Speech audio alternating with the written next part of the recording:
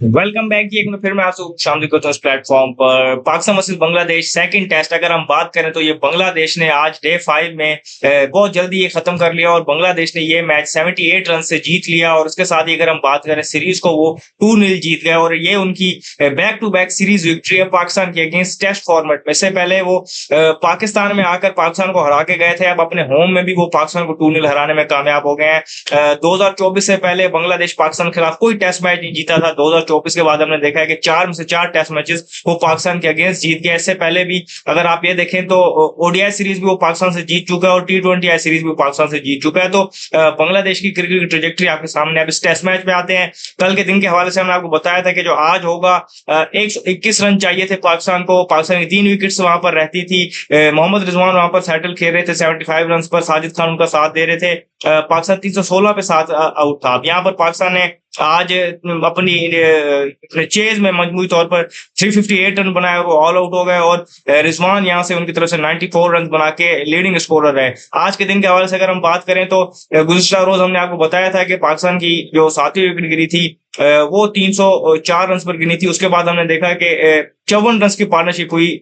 थोड़ा उसमें आप ऐसा कल का देख लें और कुछ आज का ऐसा देख लें साजिद खान और मोहम्मद रिजवान के दरमियान, तो वो स्कोर जाके पहुंचा 358 पर। और फिर 358 पर ही पाकिस्तान की बकिया 3 विकेट्स गिर गई। पहले साजिद खान ताजुल इस्लाम पे आउट हुए, फिर मोहम्मद रिजवान शरीफुल इस्लाम को विकेट देगा, उसके बाद ताजुल इस्लाम ने लास्ट विकेट लेकर ये मैच अपनी टीम के लिए जीत लिया। ताजुल इस्लाम ने मजमूई तौर पर सेकंड इनिंग में 6 विकेट हॉल लिया और इस मैच में एक शानदार सेंचुरी करने की वजह से और फिर दूसरे इनिंग में फ्री करने की वजह से लिटन दास जो है वो प्लेयर ऑफ द मैच बने और through out the series outstanding performance देने के लिए 50 से अबव रन किए उन्होंने सीरीज में। मुशफिक रहीम वो प्लेयर ऑफ द सीरीज बने। तो ये सारी चीजें आज इस तरीके से रही कि पाकिस्तान के लिए एक मैमन्स टोटल था। वैसे ही अगर आप देखें आइसोलेशन में भी टोटल बहुत बड़ा था और फिर आपके लिए सिर्फ 3 विकेट्स बची हैं और आप जानते हैं कि हमारी टेल उस तरीके से टेक नहीं रही थी और फिर आपको 121 रन करने हो, तो ये एक अनएक्सपेक्टेड चीज थी। हमने कल आपको बताया था कि ये आज के दिन में एक घंटे के अंदर ही फैसला हो जाएगा, तो वैसा ही हुआ और बांग्लादेश एक वेल डिजर्व ये मैच भी जीता है और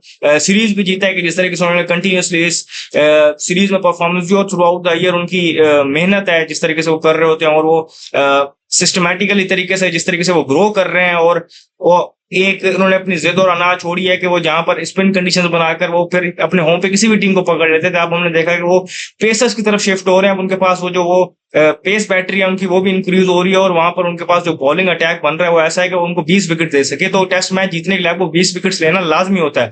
वो उसकी एग्जांपल आप इस तरीके से देख लें कि पाकिस्तान ने यहाँ पर दूसरी इनिंग में 360 रन किए और ये आप किससे भी पूछें, अगर आपको पर्टिकुलरली एशिया में अगर आप सेकंड इनिंग में 360 रन कर रहे हैं तो ये बहुत ज्यादा रन है। और इस नॉर्मली आपको ये जिसको कहेंगे इतने रन होंगे तो वो कहेगा आप विनिंग साइड पर एंड करेंगे, लेकिन मसला ये है कि हम 20 विकेट जल्दी नहीं ले पाए, हम क्रूशियल मोमेंट्स को नहीं जीत पाए, तो इस तरीके से हम सीरीज भी हार गए और कंटिन्यूसली हमारी जो क्रिकेट है वो डाउनफॉल की तरफ जा रही है। अब यहाँ पर आप ये देख सकते हैं कि अब किसी एक बंदे को पिन पॉइंट करना है, किसी एक प्लेयर को पिन पॉइंट करने के हवाले से बात नहीं है। कंटिन्यूसली आपको एक चीज पता है और वो भी हम उसको भी से कहते हैं कि बार बार उस चीज को हैमर कर करके हम भी थक गए हैं कि क्या क्या बताएं, लेकिन मसला मसाइल आपका वही है कि एक दिन में आपको रिजल्ट नहीं मिलने, आपको एक प्रोसेस को फॉलो करना पड़ेगा, आपको हार्ड डिसीजन लेने पड़ेंगे, एक ऑनेस्ट डिस्कशन आपके दरमियान होनी चाहिए।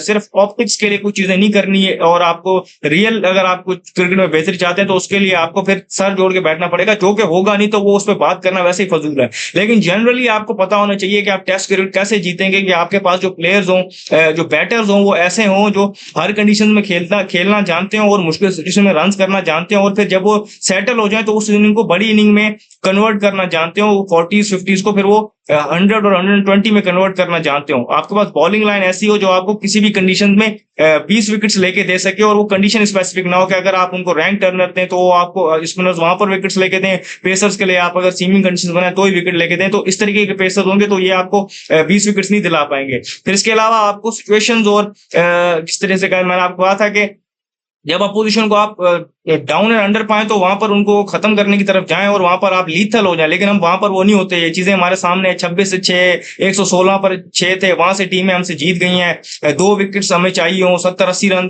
अगली टीम को चाहिए हो, टेल एंडर वहां पर रन बना जाते हैं। तो वो सारी चीजें भी आपके सामने होनी चाहिए कि वहां से आपने कैसे जीतना है। बैटिंग में आप अक्सर जो क्लस्टर्स में विकेट्स लूज करते हैं, लोअर ऑर्डर से आपको उस तरह से कंट्रीब्यूशन नहीं आता, तो ये ज्यादा टेस्ट क्रिकेट खेलने से आएगा। उसके अलावा आपके पास जो आर्सेनल हो वो प्रॉपर मौजूद है। ज्यादा क्रिकेट खेल के भी अगर आप जितनी टेस्ट क्रिकेट खेलें, अगर आपके पास वो प्रॉपर प्लानिंग ही नहीं है और वो सारी चीजें नहीं है, तो वो आप कभी भी उस चीज में इंप्रूव नहीं कर सकते।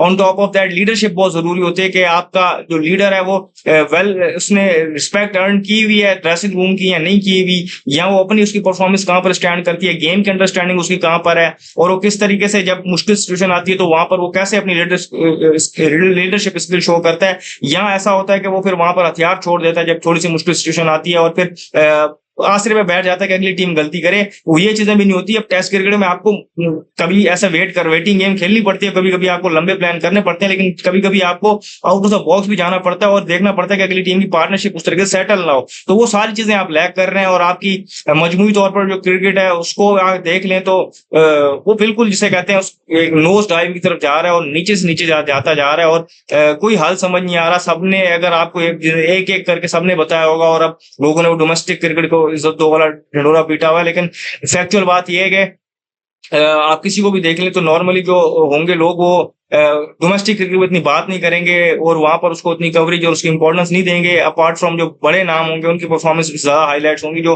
बड़े नाम नहीं होंगे वो बेशक कितने बड़े परफॉर्मर हो उनको उस तरीके से हाईलाइट नहीं किया जा रहा होगा और हारने पे हम ये सारा ढिंढोरा पीटते हैं। और हमें इस चीज को भी माइंड में रखना पड़ेगा कि जब आप अपने डोमेस्टिक क्रिकेट को देखें और उसके स्टैंडर्ड को देखें और इंटरनेशनल स्टैंडर्ड में फर्क है। जब प्लेयर वहां आता है तो उसको टाइम चाहिए होता है सेटल करने के लिए और अपने आप को एक्सेल करने के लिए वहां पर। और फिर आप यहाँ पर प्लेयर की भी गलती माने और एडमिनिस्ट्रेशन की भी गलती माने कि हमारे प्लेयर्स के साथ अनफॉर्चुनेटली ये होता है कि वो आते हैं, वो टैलेंटेड होते हैं, वो शो करते हैं, एकदम आके सीन पे इसलिए कहते हैं कि छा जाते हैं, उसके बाद वो फेड आउट होते जाते हैं। टीम्स उनके अगेंस्ट वर्कआउट करके आती हैं, वो पकड़े जाते हैं, उनकी टेक्निक्स के फॉल्ट सामने आते हैं। लेकिन अनफॉर्चुनेटली वो प्लेयर जो है ना सिस्टम उसको उस तरीके से आगे ग्रूम कर पाता है उन चीजों पे, ना वो शायद प्लेयर की भी गलती है कि वो भी अपने आप को मजीद जिसे कहते हैं बेहतरी तरफ नहीं ले जाता, वहीं स्टक हो जाता है और फिर वहां से फिर वो रिग्रेशन की तरफ जाता है, इंप्रूवमेंट नहीं कर पाता। ये स्टोरी आप देख लें, आपको बहुत ज्यादा प्लेयर्स की नजर आएगी कि जो आएंगे अर्ली ऑन वो बहुत ज्यादा अच्छा परफॉर्म कर रहे होंगे, उसके बाद फेड आउट होते जाएंगे और फिर आहिस्ता आहिस्ता अगेन वही एक कहानी आपको रिपीट नजर आएगी। फिर एक प्लेयर आएगा वो करता होगा। तो इसमें सिस्टम का भी कसूर है, प्लेस का भी कसूर है और फिर एट द एंड आपकी जो क्रिकेट है वो सफर कर रही है, वो किसी भी फॉर्मेट की आप देख लें तो आप वहां पर कहाँ स्टैंड कर रहे हैं इस टाइम पर।